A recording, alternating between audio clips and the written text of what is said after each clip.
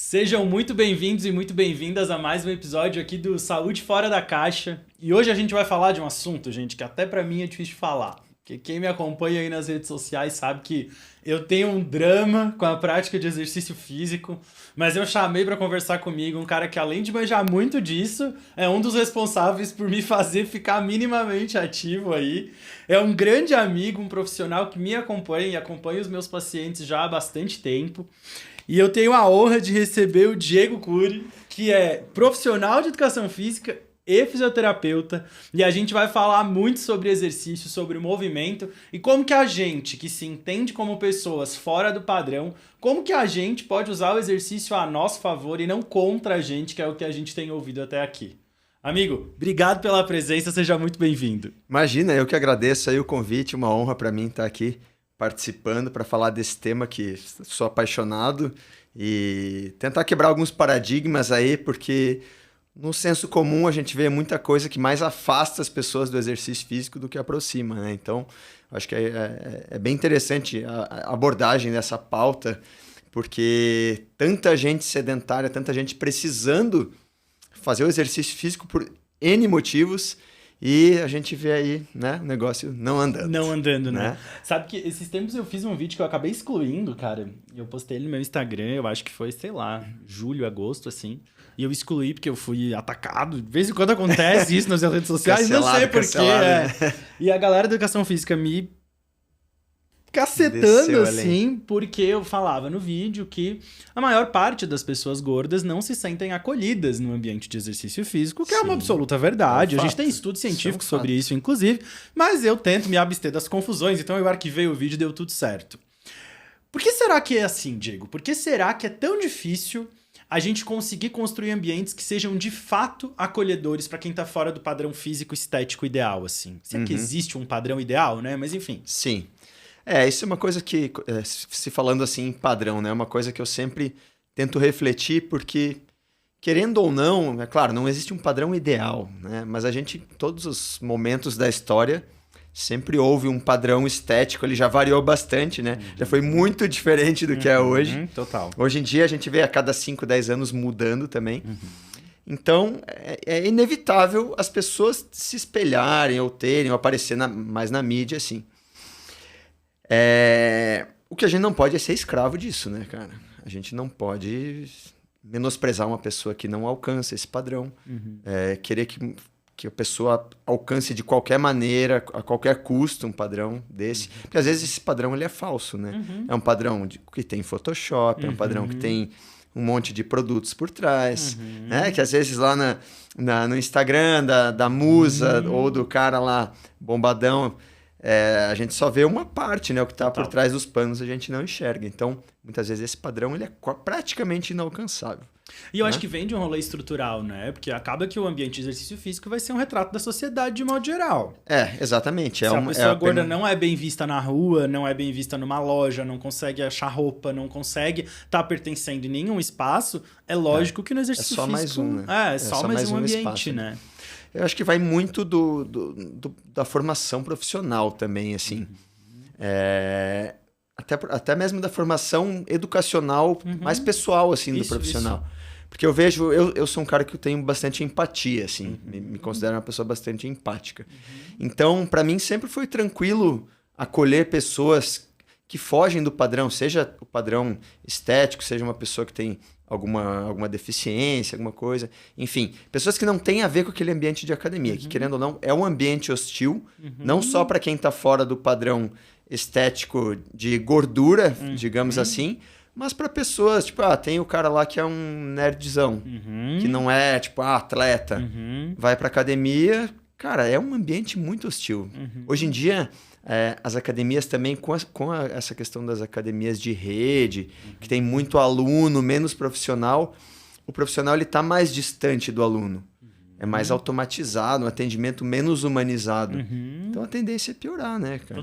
Total. E aí eu acho que a gente faz um paralelo até muito do como tu trabalha hoje, né? O Diego tem um trabalho muito legal, que é um trabalho de consultoria que tu faz. Vou deixar tu explicar, que acho que tu vai explicar melhor do que eu. E que eu vejo muitos pacientes meus que são teus clientes, alunos, eu não sei como que tu classifica hoje. Alunos, né? Aluno, né? Vai. Alunos. Que é a galera que tá em academia de rede, mas que me fala, André, não dá. Sim. Eu não confio no treino que o cara ali tá me passando muito. Tal, tá chato, tá difícil. E aí tu desenvolveu um jeito diferente de trabalhar com isso, né, amigo? Exato. Isso foi... alguns motivos me levaram, né, a chegar nesse formato de trabalho. Primeiro foi minha mudança aqui para São Paulo, que eu não queria seguir aquela vida de personal, indo para um lado para o outro, com material no carro, indo para uma academia para outra. Eu queria ficar mais sossegado, trabalhar mais com o cérebro do que com o corpo. E o segundo foi ver essa demanda, que é uma demanda muito grande. E depois que eu comecei a trabalhar com isso, eu percebi que ela era maior ainda. As pessoas vão para a academia, só que elas não estão tendo um bom atendimento. O treino é genérico, então às vezes tu vai chegar na academia, eu vou chegar na academia, a minha avó vai chegar na academia e vai ser um treino quase igual. Tanto que às vezes eu vou na academia de rede, eu olho, tá a senhorinha fazendo tal exercício, aí tá o cara lá fazendo tal exercício. Aí eu olho pra Paula, minha esposa, né, falando, esse eu acho que é o exercício do mês aí, que tá todo mundo fazendo ele, né? Então as pessoas, elas querem algo mais direcionado para elas, porque elas têm objetivos diferentes, têm limitações diferentes, têm... histórias diferentes. Histórias, né? Históricos e vidas diferentes, né? Elas são seres individuais, são indivíduos, né? Tem gente que pode ficar 1h30 treinando, tem gente que quer em meia hora, tem gente que gosta disso, que não gosta daquilo. Então, a demanda de alunos aumentando, poucos professores... Então a galera tá indo atrás. Às vezes não tem dinheiro para pagar um personal, é caro pagar um personal. É caro, porra. É privilégio do privilégio, né? Então. E aí muita gente treinando na academia do condomínio, cara. As academias, hoje em dia, tu vê, os prédios estão com uma estrutura muito boa. Né? Eu tô num prédio aqui em São Paulo. A gente tá hoje em São Paulo, gente. Eu vim gravar com o pessoal daqui, só pra contextualizar a galera, né? Cara, academia, assim, bota no bolso academias de Floripa que tu paga R$200 pra frequentar, assim, com leg press, baita estrutura. Uma baita estrutura, né?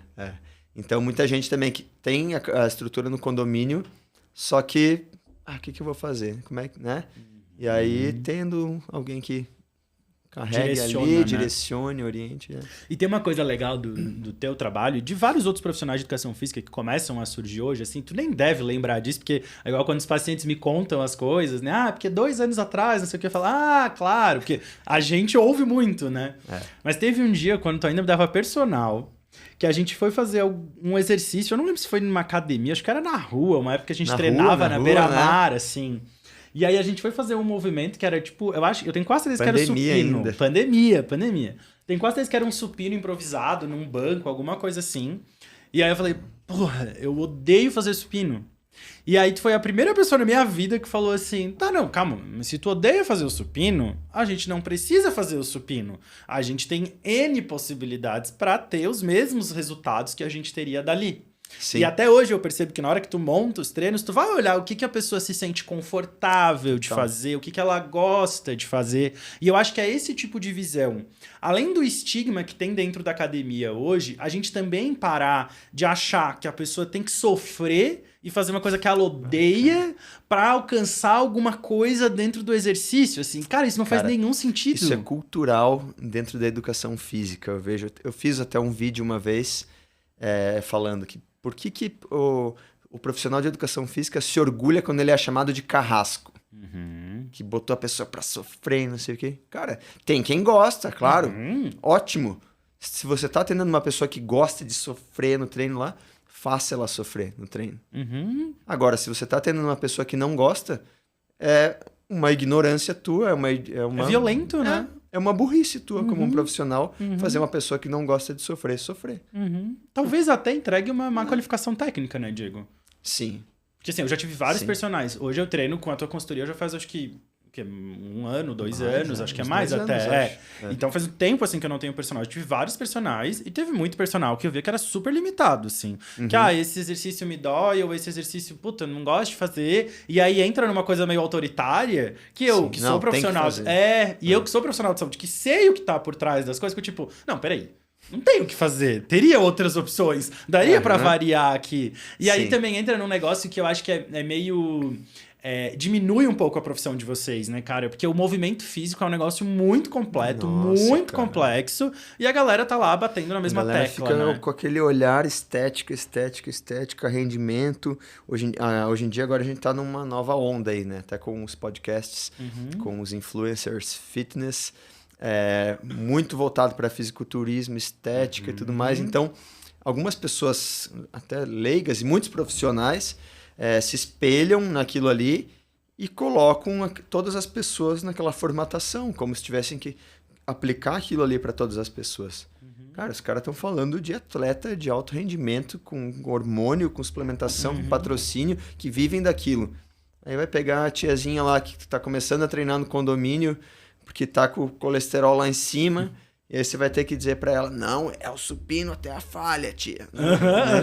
Cara, isso é muito real. Na própria alimentação eu vejo muito isso também, né? Também. Eu falo sempre do Teorema de Pareto, que diz que 20% das nossas ações são simples e responsáveis por 80% dos resultados. Aí a pessoa até ontem só comia fast food, bebia todos os dias, e amanhã ela vai acordar preocupada com sal rosa ou sal branco. Nossa, demais. Que é tipo zero relevante, sabe? Até aconteceu comigo ontem, uma aluna mandou pra mim. Tá certo isso aqui? Fiquei meio desconfiada. Era um post sensacionalista, assim, falando, 3 suplementos que te ajudam a secar, não sei o quê. Aí eram coisas simples, assim. Falei, olha, não tá mentindo, ajudam. Mas não é aí que 0,000 é o refinamento do refinamento do refinamento. Tem coisa bem mais importante antes, né? E o povo se preocupa com isso, com aquela pontinha do iceberg, não com... Que não representa tanto, né? É tipo refeição pré-treino e pós-treino. Eu sempre recebo dúvida em relação a isso dos pacientes, assim. A gente hoje tem uma equipe interdisciplinar, né? Eu, inclusive, falo para as pessoas que tu é parte da nossa equipe, porque de fato não deixa de ser, né? Mas a gente tem nutricionista, psicólogo, físio, psiquiatra, todo mundo conectado e trabalhando por uma mesma população, assim, né? Sim. E é muito frequente a galera que vem, às vezes, com IMC 45, IMC 50, pesando 140, 150 quilos, para melhorar a condição de saúde geral, perder peso dentro desse tratamento. E aí recebe o plano alimentar que a nutricionista montou, tá empolgado, começando e tal, de repente vem, André, eu vi que eu preciso comer X gramas de carboidrato e X gramas de proteína antes ou depois do treino, nananã e tal. E a real é que vem muito do que tu falou. A maior parte desses estudos que avalia pré e pós-treino vai avaliar performance esportiva e resultado de fisiculturismo, e não emagrecimento por si só. E aí as pessoas ficam fissuradas por coisas que não são relevantes, né? Sim, a pessoa numa fase inicial ali de mudança de estilo de vida, cara, até pro treino, né? Hoje em dia, eu tenho até evoluído, assim, na minha forma de montar os treinos de iniciantes ou quem tá retornando.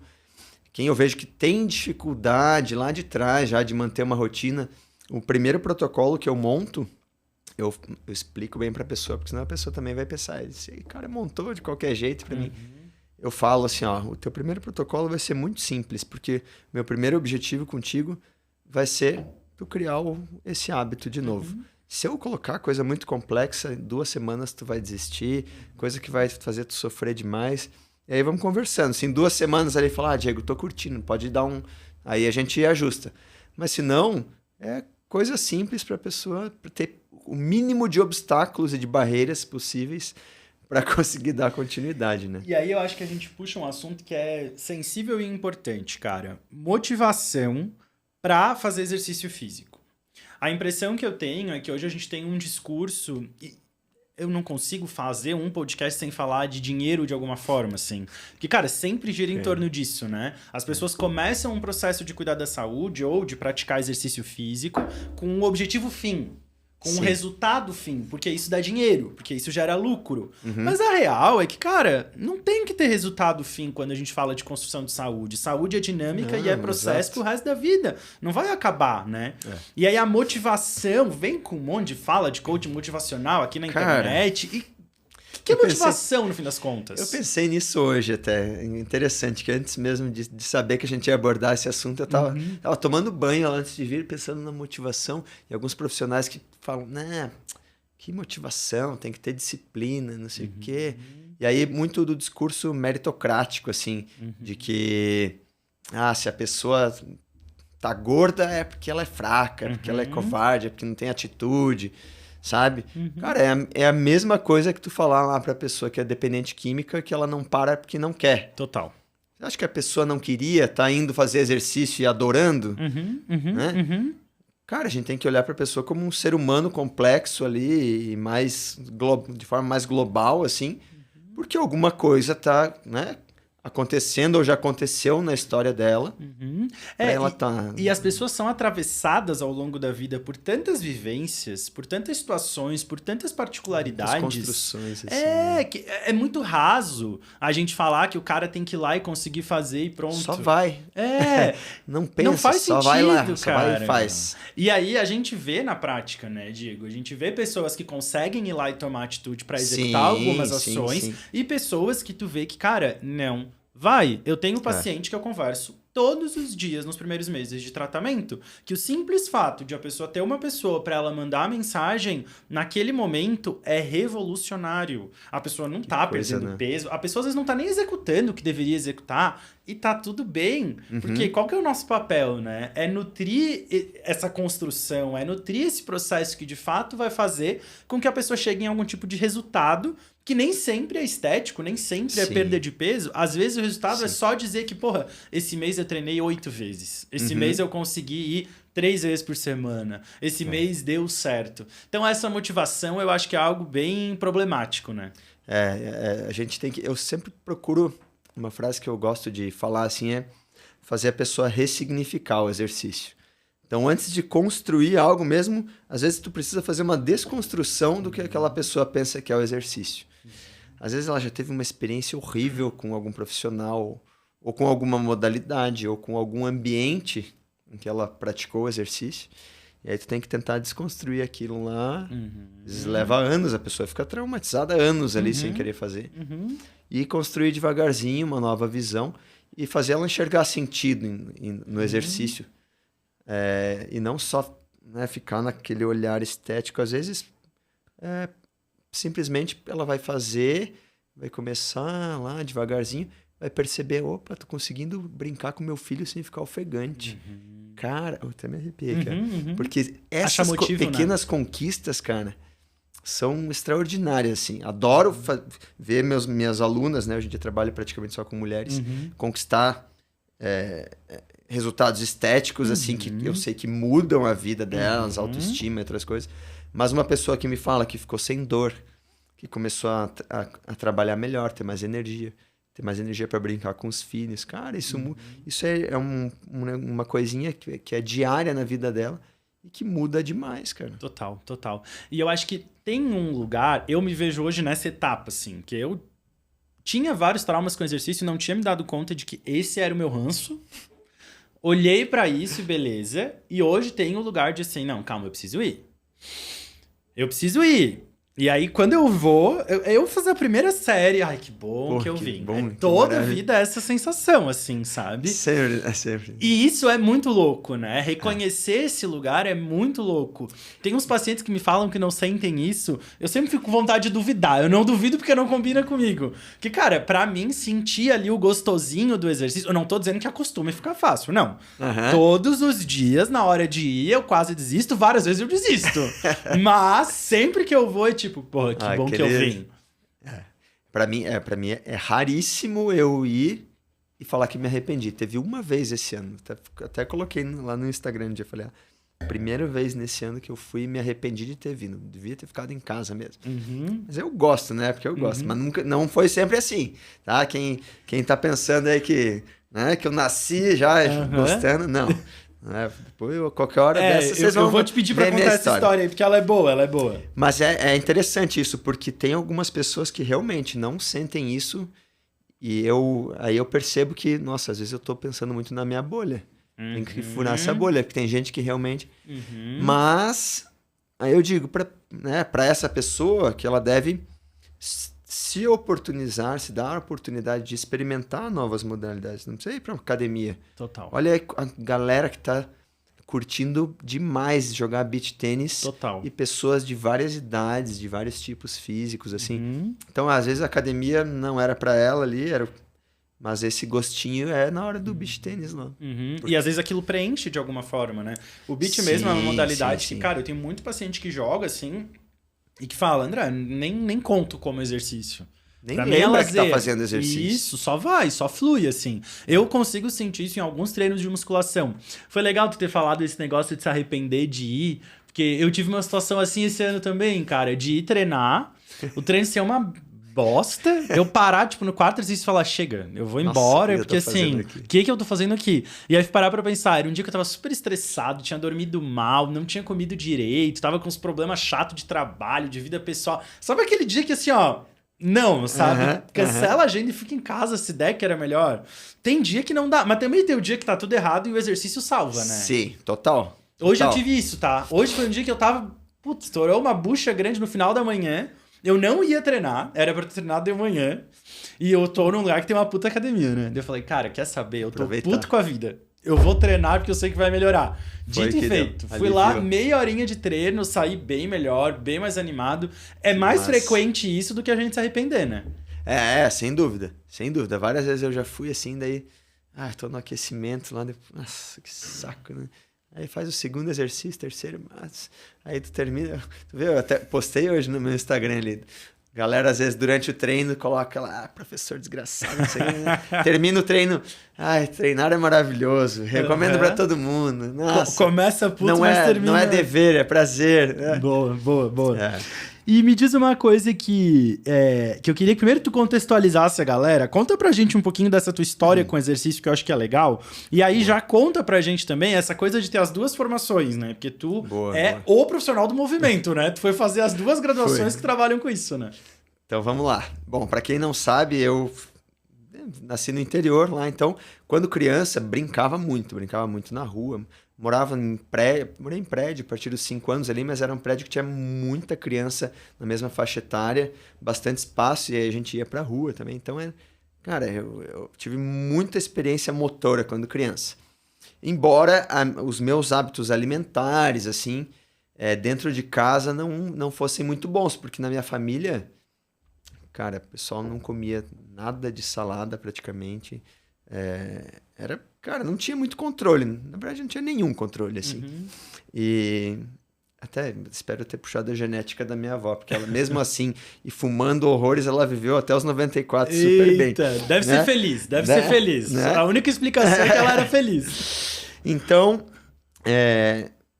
era uma criança, em algumas fases, um pouco mais gordinha, outras fases um pouco mais magrinha. Normal, criança é assim, né? Tem as variações. Aí comecei a treinar natação com meus 13 anos lá para valer, assim, competir. E aí aos 15 eu saí, fui morar em Curitiba, né? Fazer ensino médio lá. E aí morando sozinho com 15, 16 anos, morando com os amigos. Aí começou aquela fase de festa, ia no mercado, eu olhava aquele mercado, né? Vindo do interior para ir para uma cidade grande, eu ia no mercado assim, caraca, que é isso? Olha esse chocolate. Nossa, olha esse biscoito. Tudo muito chamativo, comprava apetitoso. Tudo. Comprava e comia. Enfim, aí tive um ganho de peso bem significativo. Aí entrei na primeira graduação, que foi a físio. E aí também, né? Universidade ali. Só piora. 17, 18 anos. Cara, aí desandou. Aí, no último ano da graduação de fisioterapia, foi a fase que eu tava com a minha saúde mais comprometida, assim. Já tava com picos de pressão alta. Ia subir um pequeno lance de escada, já ficava ofegante. Aí eu olhei uma foto, assim, eu tava... meu pai sempre teve problema, assim, com peso, eu tava parecido com ele. Nessa época eu tava com 98 quilos. Bem que eu sou alto, mas com percentual de gordura bem alto, assim, não fazia nada. Jogava futebol uma vez na semana. Tentei entrar numa academia, fui um dia, não voltei mais. Então, eu senti na pele como é você estar num ambiente que é hostil para uma pessoa que não está inserida naquele contexto ali.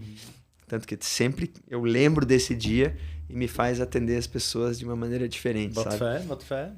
E aí, nesse último ano da graduação, primeiro por me enxergar numa foto e falar, caramba, cara, eu tô assim. Porque no espelho, no dia a dia, não percebe, Passa, né? E aí, aquela respiração ofegante, às vezes. Aí comecei os estágios, né? No último ano era só estágio. Aí tava num hospital Cajuru, lá em Curitiba. Não, na Santa Casa de Curitiba. A gente atendia na UTI normal e UTI cardiológica. Eu comecei a ver um monte de gente internada lá e mal por conta de doença crônica e estilo de vida. Falei, cara, eu preciso mudar isso. E aí entrei nesse processo. Aí, não pensem que foi aquela, né? Linear. 1000 maravilhas, né? Um mar de rosas. Foi em dezembro que terminou a faculdade. Em fevereiro era a formatura, colação de grau e baile. Tava com 98 quilos. Você quer saber? Vou chegar bem nessa colação. De 98 eu cheguei em 83 lá em fevereiro, por conta própria, assim. Comecei a caminhar, dar umas pequenas corridinhas, melhorei bastante a alimentação. E aí me empolguei. Eu lembro até hoje, o dia que eu me pesei e estava abaixo de 90. Falei, cara, agora vai. Só que aí, galera, né, o que aconteceu? Aí eu entrei no outro extremo. Saí daqui e aí eu fiquei paranoico. Baixar peso. Se eu comer isso aqui, vou engordar de novo. Cara, em 6 meses eu fui de 98 para 73 quilos. Cara. Eu tava um risquinho, assim. E também, eu percebi isso por meio de uma foto, de uma competição de natação até. Num pódio lá, eu tava num pódio, era um pódio grande, assim, acho que eram os 10 primeiros que ganhavam. E eu tava lá, assim, no meio da galera, eu olhei, caraca, cara, eu tô fininho, assim, de lado, olha minhas perninhas. E caramba, eu preciso encontrar um equilíbrio nisso aí. E aí, aos poucos, fui de novo, e aí cheguei num equilíbrio. Tive vários episódios também, já há uns tempos atrás, uns 10 anos atrás ali, de ter compulsões, restrições, compulsões. Restrições. Até uma época que a gente nem falava muito disso ainda, né? Não. Então, foi na época que eu trabalhava lá com fotos, essas coisas aí também. Tinha uma exigência de estar com o corpo ali, né, naquele padrão estético perfeito, né, entre aspas. Então, fazia bastante restrição, daí às vezes, fiz o trabalho, pum, compensava. Aí compensava, batia a culpa, olhava, preciso de novo. Cara, e aí, para muitas pessoas que não... tu pode até me corrigir se eu estiver errado, mas no conceito de bulimia, as pessoas pensam que bulimia é a pessoa comer e compensar só colocando para fora. Mas tem a compensação por meio do exercício também, né? Uso de medicação também, enema... Eu passei por isso, porque eu comia alguma coisa fora do que eu estava planejado. No outro dia eu ia correr 2 vezes. Ia correr em jejum e depois ia correr à noite. Então eu fazia essa compensação com o exercício. Cara, isso me acabava com o meu psicológico, porque eu vivia sempre ansioso. E com o meu físico também. Até que eu consegui chegar no equilíbrio. E, cara, quando você chega no equilíbrio, é uma paz, assim, que... Deixa de ser um problema, né, cara? E aí a educação física entra... Quanto tempo depois? Né? Então... Voltando pra educação física. Pra tu ver, aí, né, chegamos na educação física, foi quando eu tava nessa fase aí de buscar o corpo ali. Era uma exigência, assim, pra trabalhar. E aí entrei na educação física, comecei. Na época eu estava morando lá em Balneário Camboriú. E aí me encontrei, né? Porque trabalhei com físio ali 3 anos, mas nunca achei qual era a área que eu gostaria.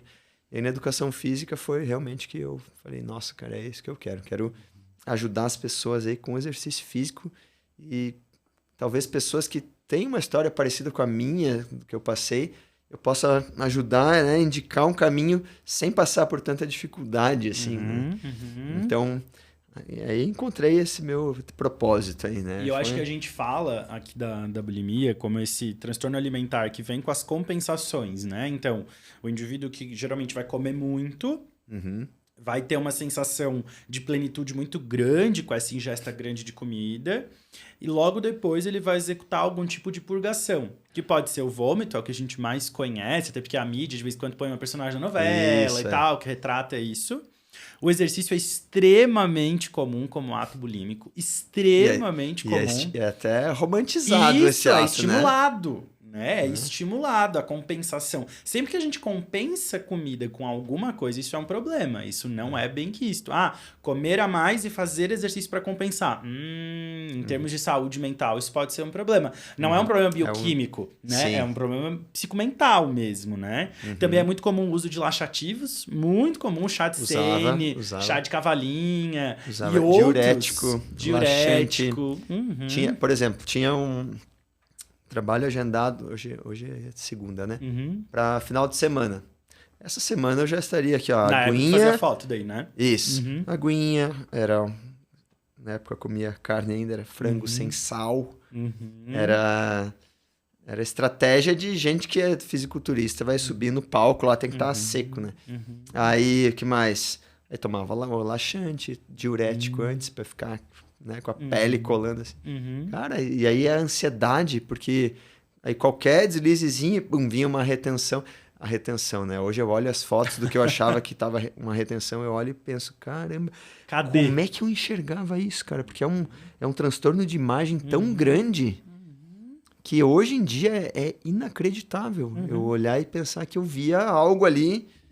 Bizarro. E é louco porque aí o exercício deixa de ser prazeroso também, né? Eu lembro de uma colega médica, eu atendi ela faz uns 2, 3 anos. Ela é... Enfim, não vou nem citar a especialidade aqui para não gerar nenhum tipo de suspeita.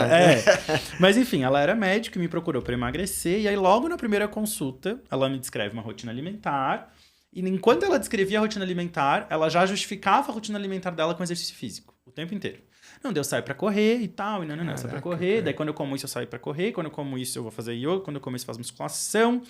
E daí, no fim das contas, eu presto, e quantas horas tu corre nesse dia? Quanto tempo tu corre nesse dia? De 3 a 4 horas, mais ou menos. Aí eu parei, assim, de 3 a 4 horas, né? E não era assim uma pessoa que tava se preparando pra uma maratona. Nem quem tá se preparando pra uma maratona vai correr de 3 a 4 horas porque comeu a mais, entendeu? E aí, quando eu joguei pra ela... Fulana... Vem cá, vamos revisar critérios, porque eu já jogo critério clínico, né? Transtorno alimentar, eu sempre abro critérios diagnósticos no próprio DSM, junto com o paciente, porque como eles são subjetivos, as pessoas tendem a ficar receosas e não acreditar, assim, né? Cara, foi uma virada de chave na cabeça daquela mulher. Até hoje ela acompanha comigo, isso deve fazer uns 3, 4 anos, assim. Resumo da história. Ela era uma mulher com IMC ali 27, 28, um sobrepeso leve, um percentual de gordura que não era muito alto, tava num sofrimento absurdo por conta do corpo e cada vez piorando mais o peso, que é o que é mais comum de a gente ver, né? A galera sofrendo por isso e piorando cada vez mais. Quando ela tirou isso tudo da cabeça, cara, o corpo dela hoje tá igual e ela é 1000 vezes mais feliz e com certeza tá muito mais saudável, tá ligado? E aí ali a galera achando que exercício quanto mais melhor, não é por aí, né? Não, nossa. O pessoal esquece também que o nosso corpo tem uns mecanismos compensatórios, né? Primeiro, não é dose dependente até um certo ponto, né?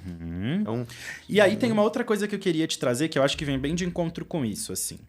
Vamos pensar aqui numa pessoa gorda, primariamente. Vamos pegar uma pessoa gorda, mas não 150, 160 quilos. Uma pessoa aí que tá no seu IMC 30 e poucos, tá fazendo exercício faz 2, 3 meses, e de repente ela começa a sentir um desconforto lombar. Nem vai ser não vou nem falar que travou a coluna, não. Começou a sentir uma dor lombar, foi a um pronto-socorro, ou foi a um colega da ortopedia, enfim. De imediato... medicação, analgesia e tal, e repouso. É o que a gente vê de mais comum acontecer, né? Às vezes a pessoa tava engatando na prática de exercício dela, tava começando essa prática de exercício físico, e ao primeiro sintoma de um desconforto ali, agora 2, 3 meses sem fazer nada. Cara, fala um pouco mais pra gente desse paradoxo aqui, dessa dor que imediatamente tem que ser tratada com repouso, porque acho que não é bem por aí, né? Eu vejo isso, recebo muito, assim, várias pessoas que têm recomendação de repouso, de não faz isso, evita aquilo, né? Principalmente se tratando de dor lombar, assim, né? Vamos falar especificamente desse caso. Cara, movimento é um remédio maravilhoso, porque o repouso ali numa situação dessa, os músculos que são estabilizadores ali daquela coluna e que vão fazer com que ela tenha mais saúde, né, que evitem dores para o futuro ali, eles vão ficar mais enfraquecidos. A pessoa vai desmotivar, já vai ter mais dificuldade para voltar. A própria fisiologia da coluna, dos discos intervertebrais, ali, que precisam de movimento, né, de ter uma carga ali para estimular a sua hidratação, sua lubrificação. Isso tudo vai ficar em off ali, né? Se a pessoa ficar em repouso. A tendência é, quando ela resolver voltar ali, vir muito pior. Vir muito pior. Porque o movimento, nesse caso ali, ele vai ser terapêutico remédio, mesmo, né, terapêutico, cara? E eu entendo que para muita gente deve ser difícil entender onde que é o limiar de quando precisa, porque às vezes precisa mesmo, né? Sim, Pô, mas o cara é um caso muito agudo, né? uma dor crise, nota assim. 9, 10, de 10, assim, Isso. óbvio que não tem como fazer exercício, mas de modo geral não é por aí, né? Não, e aí a gente vê, principalmente na dor lombar, eu vejo muita relação com a musculatura do abdômen enfraquecida, Sim, né? total, O abdômen total. super fraco, tanto que Cara, Pilates resolve muito esse tipo de questão, né? Hoje em dia os estudos mostram assim, né, que não tem uma modalidade específica que seja melhor, assim, porque alguns estudos mostram Pilates, outros a musculação, outros, mas que o movimento é o melhor remédio, é a melhor ferramenta ali para tratar dor lombar, né, falando em dor lombar, assim. Então, se a gente pensar no estilo de vida das pessoas hoje em dia, ó, a gente está sentado aqui, Total. abdômen relaxado, a coluna flexionada, ou seja, o nosso disco intervertebral está sendo pressionado lá para trás.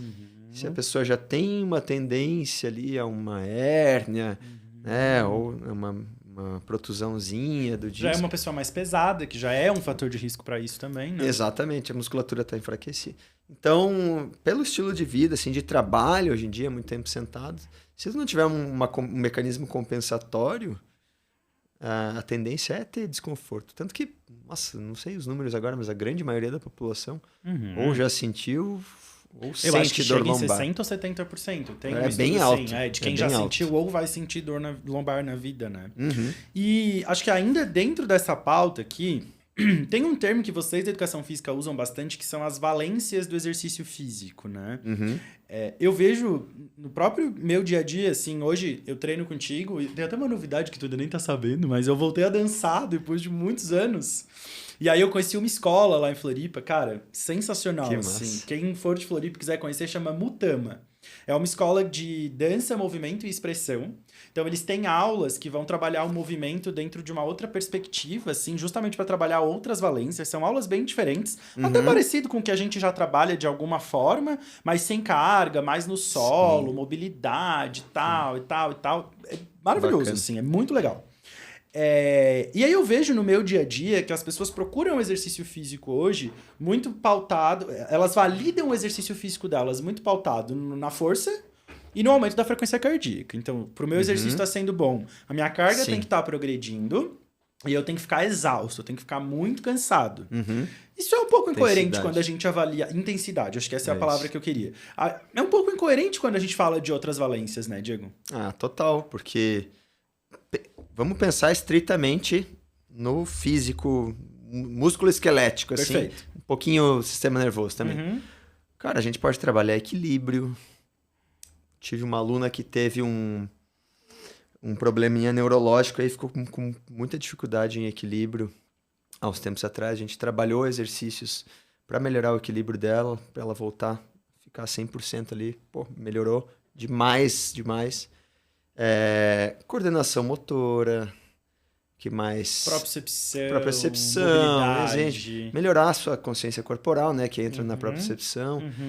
Pensando em valências físicas no sentido mais científico assim da palavra, né?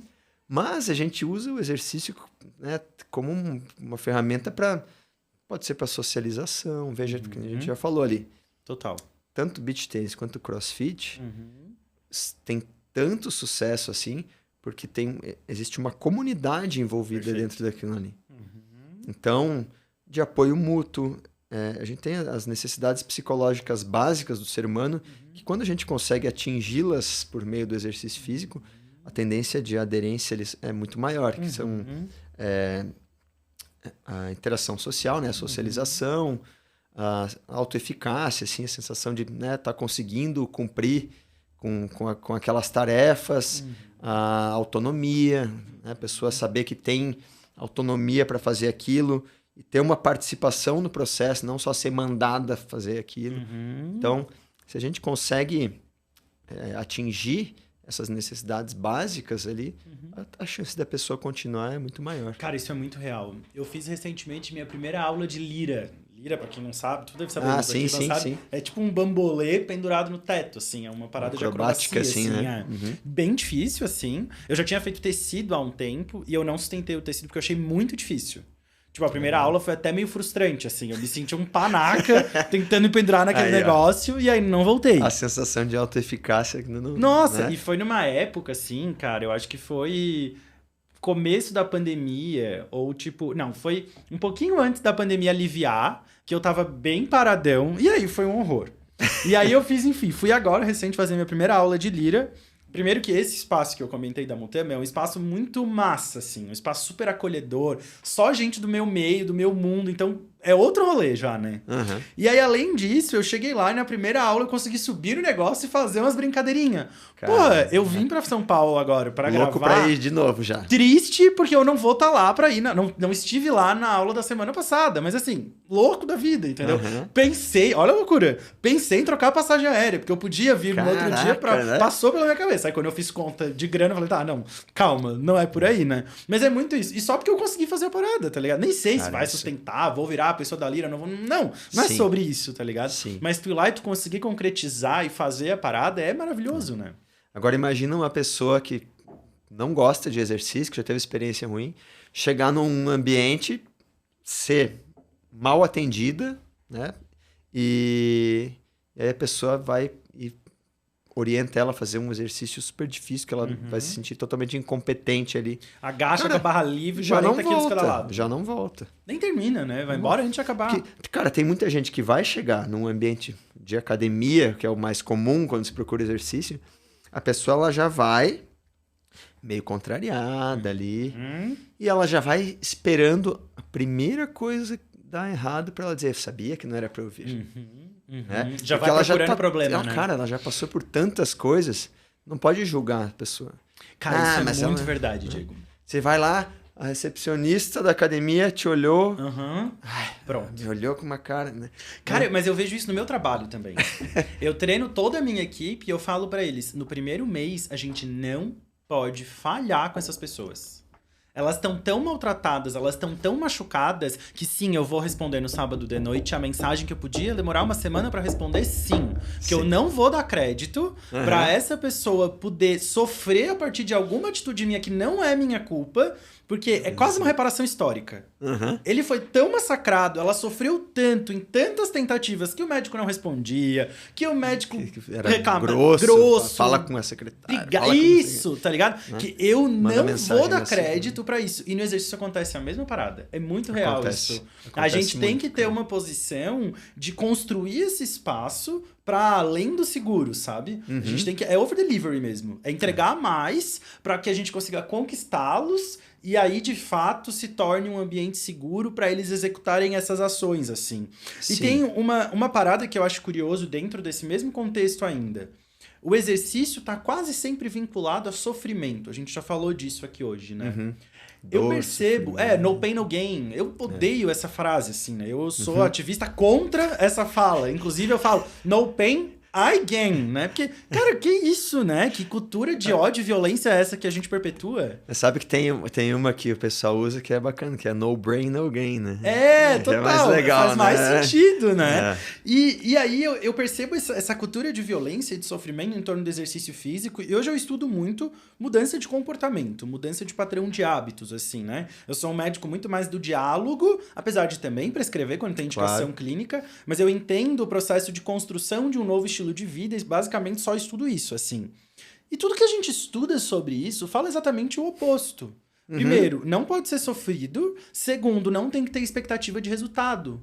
Ou seja, a gente tá fazendo tudo errado quando a gente fala de exercício físico, né? Por que tu acha que a gente tem um índice tão alto de sedentarismo no Brasil e no mundo, mas vou falar do Brasil aqui? O número de academias só cresce. na mídia não falta informação e campanhas e todo mundo falando benefícios do exercício, malefícios do sedentarismo. Essa abordagem tecnicista e focada só na saúde no sentido físico, assim, né? Percentual de gordura. No sentido da ausência de doença. Isso, vamos falar. Não está funcionando. Não. Então, qual que é a abordagem que a gente tem que ter? Aí eu vejo o pessoal falando, porque a pessoa tem que amadurecer, tem que crescer, tem que ir mesmo sem gostar. Cara, daí dá vontade de falar, vamos então, vai tu fazer tal coisa que tu não gosta também, ficar fazendo todo dia. Porque para quem gosta é muito fácil julgar o outro pela sua lente ali, né? Mas, então a abordagem é uma coisa bem bacana, assim, da psicologia do exercício, do esporte. Essa abordagem de tentar usar o senso de pertencimento, a socialização, fazer com que aquele aparato ao redor da atividade física mantenha a pessoa engajada, que nem a gente conversou. O povo vai jogar beach tênis, nem lembra que está se exercitando. É gostoso, é uma legal. reunião com amigos, cara. É uma socialização. Se torna uma brincadeira. É o barzinho, né? É o barzinho. Um baita substituto para um barzinho, né? Pode até tomar uma cerveja depois, não é aí que tá o problema, tá ligado? Certeza. Não vai invalidar a prática do exercício como as pessoas falam, né? A minha mãe, eu lembro que eu era criança, assim, e a minha família sempre foi uma família sedentária, com dificuldade de comer bem, com aumento de peso e tal. Eu lembro que a gente saía para caminhar na beira-rio da minha cidade e no final ela sempre pegava uma cervejinha, assim, no final da caminhada. E ela mesmo se criticava por isso. Ela falou, cara, é isso, tá tudo bem, faz parte do processo, né? Isso é engraçado. Eu vejo direto, assim, lá perto de casa, na academia que eu treino, na terça-feira tem uma feira na rua. É na frente da academia. E aí, claro, tem o pessoal com sacolas, fazendo várias compras lá. E sempre tem o pessoal que saiu dá pra ver que saiu da academia, tá com a roupa ainda, comendo um pastelzinho e o caldo de cana lá. E, cara, mas é isso aí. É isso, o exercício não tá ali pra ser compensado. Todo mundo, né? Às vezes, eu me pego, mesmo sabendo, eu me pego julgando às vezes. Às vezes eu olho pra uma pessoa lá e falo, caramba, cara, essa pessoa faz 300 anos que tá aqui na academia e tá igual. Aí eu penso, eu também tô igual, cara. Nem todo mundo tá a fim de mudar radicalmente seu corpo no treinando. Às vezes é só pra não surtar. A pessoa tá lá pela saúde mental. Às vezes tá lá porque gosta da galera que treina junto. Ou porque gosta da sensação... Pra mim, assim, hoje em dia, minha atividade favorita é a musculação. Pra mim, o que me faz ir é a sensação do treino. Durante o treino. Pouquinho do pós-treino ali também. Se me falassem, Diego, tu vai fazer musculação pro resto da tua vida, teu corpo não vai mudar mais em nada. Cara, eu ia continuar fazendo porque é o prazer que eu tenho, assim, sabe? Cara, e eu acho que isso é muito importante. Eu percebo que várias pessoas que chegam até mim, pessoas com peso alto, assim, vêm e falam, não, eu treino há 2 anos, eu treino há 4 anos, eu sempre treinei, mas daí a gente tem o ímpeto de quase duvidar. Sim, eu me controlo. Treinou, enrolou. Isso, né? Eu sempre cuido pra não ter esse tipo de postura, até porque eu sou um médico que olho pras outras vertentes disso tudo, assim, né? Mas a real é que tem muita gente que existe também uma individualidade aí biológica de qual vai ser o formato do corpo de cada indivíduo, né? Sim. Eu namoro um cara, por exemplo, que come muito mais do que eu e que não consegue engordar de jeito nenhum. Eu como um pouquinho a mais e começo a ganhar peso. Eu acho que esse exemplo é clássico e que todo mundo se identifica com esse tipo de história e que derruba as teorias de que o peso é merecimento por si só, cara. Tem uma individualidade aí. Eu treino, como direito e o corpo não muda e tá tudo bem. Tem muito. Eu vejo muito isso. O povo também falando como se o processo de emagrecimento ali fosse só pela força de vontade da pessoa, né? Cara, eu já vi tanta gente que fazia de tudo, assim, que eu sabia que fazia. Gente que treinava comigo e se matava, assim. Fazia acompanhamento nutricional e tudo mais, eu via bonitinho lá. E o, cara, resultado bem modesto, assim, sabe? Então, né? A gente tem até alguns cases nossos, né? Tem acho que é uma das nossas primeiras pacientes que tá firme com os 2 até hoje, se eu não me engano, tá fazendo já 1 ano e meio ou 2 anos já, que é uma mulher mais velha, acho que tem seus 50 e poucos anos, chegou no consultório desiludida, porque não conseguia ter resultado de jeito nenhum, e nananã, vai e pro tal. 8º treino dela, olhei hoje até, que eu pensei, ela tá sumida, 16 será que já venceu? meses, mais ou menos, então, é isso, 1 ano e meio. E, cara, em 1 ano e meio, ela que tava anos sem conseguir ter resultado, toda vida que ela chega no consultório, ela tem um pouquinho de resultado. Tem mês de ser 500 gramas. E desde a primeira consulta eu falo pra ela, fulana, vai ser assim. A gente só tem que conseguir sustentar um estilo de vida coerente, viável, realista. Mantém o treino, mantém a alimentação, que a coisa vai fluir. Resumo da história, ela já perdeu, se eu não me engano, ela teve comigo faz umas 2 semanas. Acho que foi uns 10, 15 quilos de gordura, assim. Detalhe, treinando em casa, né, cara? Em casa. Com um par de pezinhos que eu falei pra ela, compra um par de pezinhos, um elástico, não sei o quê. Ela pegou uma bola lá. Cara, pouquíssimo material. Foi organizar o treino pra realidade da vida dela. Que é, o treino tem que ser mais ou menos tantos minutos, tenho esse material, gosto disso, daquilo. Que é o que as pessoas precisam, Total. Né? De que adianta eu passar o treino que seja tecnicamente perfeito para a pessoa, ela vai fazer que ela não vai conseguir manter por muito tempo. A principal variável do treinamento hoje em dia, eu falo para a galera, é a adesão. Aderência. Total. Manter. Cara, tem uma parada dessa paciente em específico que me marca muito. Em todas as consultas ela tá frustrada. Sério? Em todas as... E eu, obviamente, já abordo isso com ela, né? Porque... Porra, tu tava anos sem ter resultado, nunca é suficiente. Olha o quanto essa cultura... Olha lá atrás, né? Exato. Se comparar. E o quanto essa cultura da perda de peso e do emagrecimento é problemática. Porque daí a gente vê, tipo, histórias como a tua ali, de quando tu era gurizão, que tu foi lá e perdeu, sabe, tanto, sei lá, 15, 20 quilos em 3 meses doente, porque aí nem vou entrar nessa pauta, cara, né? Mas a gente se baseia em resultados que são raros, mas que tem uma grande perda de peso em pouco tempo, achando que isso é o mais comum, e isso não é o mais comum, isso é o mais raro de a gente ver, e aí fica invalidando o seu próprio processo e fica doente no meio disso tudo, né? Porque aí não é nem só sobre o peso, né? Só quem passou por isso sabe, porque gera uma ansiedade. Nessa época ali, que eu tinha as minhas compensações, cara, eu vivia muito ansioso. Muito. E daí pensando em compensar, porque era um negócio... até ruim de lembrar assim, que é sofrimento mesmo. É sofrimento. Afeta tudo na tua vida, né? E uma coisa que eu queria trazer aqui também, que eu acho que é bem legal, a gente falou por cima disso, mas eu queria ouvir um pouco mais da tua opinião, assim. Muitas modalidades novas de exercício têm surgido por aí, né? A gente já falou aqui do crossfit, o beach tênis, calistenia, esse negócio que eu nem sei conceituar direito, que eu mesmo tô fazendo. Que é meio arte, meio dança. Meio arte, meio dança, meio acrobacia e tal. A gente vai ter as próprias danças. Enfim, muita modalidade nova surgindo. E o meu lugar aqui não é de crítica a essas novas modalidades, pelo contrário. Mas eu queria entender o que tu pensa disso, assim. Cara, eu sou a favor de quanto mais, melhor. Porque quanto mais oportunidade as pessoas tiverem de experimentar coisas diferentes, maior vai ser a chance de se encontrar em alguma. Porque se a gente ficar só naquele formatinho, quadradinho de academia lá, a gente vai pegar um percentual muito pequeno da população. Total. Então, quanto mais modalidade diferente tiver, quanto mais modalidade que envolver essa socialização, esse ambiente um pouco mais lúdico às vezes, melhor. Eu acho que tem um ponto aqui relevante dentro dessa pauta ainda, que é o que é melhor. Porque aí a gente sempre vem nessa. Beleza, é indiscutível. Se a gente vai falar do que é melhor, a gente estuda ciência.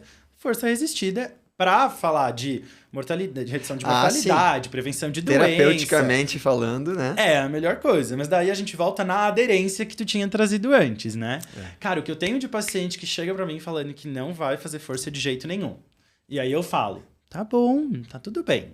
O que a gente pode fazer agora? Nada. Tá bom, tá tudo bem. Vamos focar em outras coisas. Começa a alimentação, às vezes para de fumar, às vezes começa a dormir melhor, nem perde peso, vai fazendo outras coisas. Dá 2 meses, é que aí é muito louco, porque como eu estudo entrevista motivacional, que é uma abordagem terapêutica utilizada para a construção de um estilo de vida, eu quase manipulo para que de forma muito natural o exercício volte à tona, desenvolva exatamente essa vontade, essa curiosidade pelo menos. E aí nunca aparece a força resistida. Mas às vezes aparece uma dança, às vezes aparece uma caminhada, às vezes aparece um beach tênis. Esses dias tinha uma paciente minha falando que ela tá há 8 anos sedentária. Não é uma mulher de aumento de peso, assim. É uma mulher com peso eutrófico, peso normal, como a gente fala, né? E aí ela falou, André, eu odeio exercício. Eu já tinha falado de ti pra ela umas 3, 4 vezes. E daí, assim, tá, mas por que tu tá falando disso? Eu não perguntei nada. E daí ela assim, não, eu sei que eu preciso me movimentar. Daí eu falei, e aí? E aí quando eu falei, e aí ela olhou pra mim e falou, dança de salão. Eu falei, dança de salão, pronto. Resumo da história, fez um tempo aí de dança de salão e depois ela chegou me contando que tava começando um funcional no mesmo lugar que fazia dança de salão, massa. Tá ligado? Uma coisa puxando a outra, né? Quebrou a barreira ali, né? E aí um ponto importante, tirar a expectativa de resultado, né? Uhum. Porque quando a gente já começa querendo resultado, a musculação é o que mais funciona. Só que se tu tá totalmente sedentário e odeia aquele espaço, ir pra dentro dali não vai rolar, né, cara? Assim, a dança é legal. Até na época da graduação, lá, muitos idosos faziam dança e a gente pensava, cara, por que o idoso gosta tanto, né? A dança ela é uma atividade que extrapola o momento da prática dela como um exercício, né? Uma atividade física ali. Porque ela se torna um estilo de vida que a pessoa consegue fazer fora do ambiente ali. Então, a pessoa que está fazendo dança de salão 3 vezes na semana, final de semana ela vai lá para um baile, para uma festa e vai... Uhum. Então, ela ressignificou aquilo e ela vê que, putz, né? Nossa, foi bizarro tu falar isso, porque eu me vi passando por isso agora, enquanto tu tava falando. Dentro das aulas que eu tô fazendo nessa escola, eu faço forró. Eu já me vi procurando um lugar para ir treinar forró 2 vezes. Total. E aí tu falou do treinamento de força ali. O que acontece também? É bem comum, assim, com as pessoas que vêm treinar comigo. Eu odeio fazer musculação, mas tem que fazer, né? Não sei o quê, blá, blá. Aí eu pergunto, mas me conta, por que tu odeia? Né? Qual foi a experiência que tu teve já tal? Às vezes a pessoa odeia... Não, ela não odeia a musculação. Ela odeia a experiência que ela teve. Perfeito. Às vezes foi um treino chato, um treino nada a ver. Aí a gente monta lá, eu procuro pescar tudo que aquela pessoa tem ali e tento construir um treino que seja menos maçante, menos tedioso para ela, misturando uns aeróbios no meio, colocando os exercícios que ela gosta, mais curtinho, às vezes. E funciona na grande maioria dos casos. Eu sempre acho engraçado quando eu ouço tu falando disso, porque tu monta os meus treinos, né? É verdade. E aí eu lembro dos últimos, especificamente, verdade. Que cada vez que eu vou fazer os 2 treinos que tem o cardio, eu penso, cara, o Diego é muito filho da mãe. Que ele me faz fazer 18 minutos de cardio de um jeito que eu nunca faria 18 minutos de cardio. Só na conta-gotas ali, né? De 3 em 3, dá ali. E às vezes é louco porque agora eu faço mais. Sem perceber, eu já tô fazendo 5, 6, em vez de fazer só os 3. E era uma parada que na última vez que a gente conversou eu ainda falei, eu não quero. Não vou fazer de jeito nenhum. E eu vou de mansinho lá, viu, André? Mas e se a gente colocar um coisinho? É o jogo virando, né? O que eu faço com a galera acontecendo comigo. Meu querido, pra gente finalizar aqui esse papo que tá muito massa, tenho certeza que a galera que estiver acompanhando aí vai curtir pra caramba. Eu quero te fazer uma pergunta que é padrão aqui. O nome desse quadro do podcast é Saúde Fora da Caixa. Eu acho que a gente, como profissionais de saúde que vivem o mundo de hoje, que é um mundo tão diverso e tão diferente, a gente precisa sair da caixa para conseguir atingir mais pessoas. O que é saúde na tua percepção, na tua concepção de vida? Cara, essa é uma pergunta complicada, hein? Eu lembro até hoje, dentro da graduação, tanto na física quanto na educação física, tinha lá as disciplinas iniciais, falavam de saúde, assim, sempre tinha essa pergunta, né? Complexo biopsicossocial. OMS define, que não sei o quê.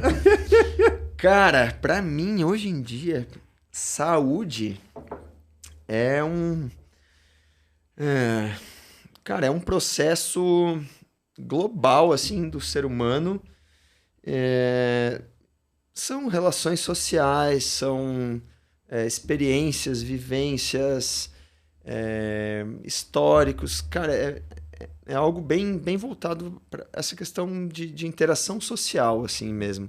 Acho que a saúde como um todo, ela tem vários pilares ali, né, que vão... Claro, tem a parte biológica ali, mas eu vejo muito mais hoje com esse olhar de empatia, assim...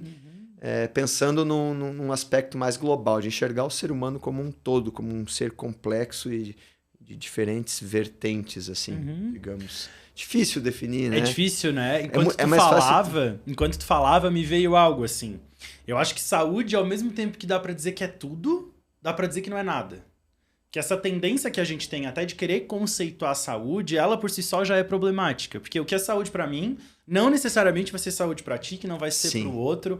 Vai atravessar a nossa sexualidade, a nossa condição social, a nossa condição econômica, o que a gente come, o que a gente deixa de comer. A gente tem aquele estudo de Harvard que avaliou durante 70 anos o estilo de vida de pessoas e tal, e que mostrou que o fator que mais influenciou na longevidade, na morbidade, que é o surgimento de doença na vida das pessoas, foram as relações que elas estabeleciam com os outros.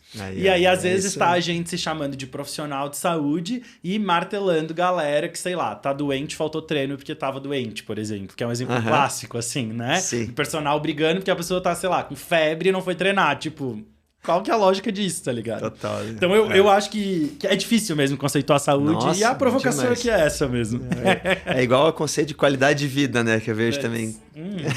Não é à toa que a gente tem dentro do ambiente científico e acadêmico uma infinidade de ferramentas e instrumentos para tentar mensurar essas duas coisas. Mas assim, são vários. Quando a gente tem vários para fazer a mesma coisa, problema, né? Provavelmente nenhum... Não tem nenhuma... Que contemple tudo, assim. Nenhuma encerra o assunto, né? Exato. Segue em aberto, assim. Meu querido, muito obrigado pela conversa. Tenho certeza que muita gente que vai ouvir esse podcast vai decidir se movimentar de alguma forma depois. Por favor. De alguma forma. Pode me chamar que a gente dá um jeitinho ali. Deixa o teu arroba aí, né, pra galera poder te encontrar depois, e agradeço mais uma vez a tua presença. Eu que agradeço mais uma vez, foi muito bom, passou voando, né? Né? Boa, passa rápido mesmo. Então, pessoal, quem quiser conhecer um pouquinho mais do meu trabalho, conversar comigo lá, pra gente tentar... superar essas barreiras, tentar fazer você gostar um pouquinho mais do exercício, pode ir no Instagram, ali é Diego Cury, C-U-R-Y, Zanotto, com 2 T's. Procura no Instagram do André lá, Diego, que vai me encontrar lá também. Vai ser fácil, né? Galera, brigadão, a gente fica por aqui, até a próxima.